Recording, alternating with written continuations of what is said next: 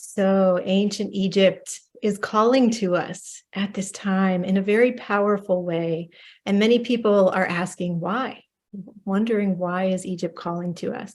Well, there's a quote from very profound Egyptologist Jeremy Nadler. He says, Egypt calls to us like a lost part of ourselves.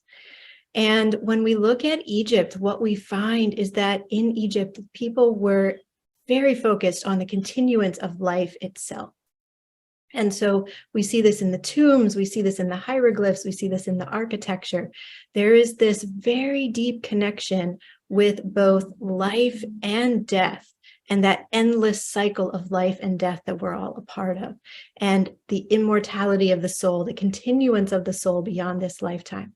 Now, what's really fascinating for us and how this ties into our current time on the planet is that we're seeing in so many ways a disrespect for life, or we're seeing ways that as human beings, we are actually harming life on the planet. And so within ourselves, there is a deep longing to return to the ancient wisdom, return to the ancient knowings that held life as the very most sacred, that held life at the center of all things.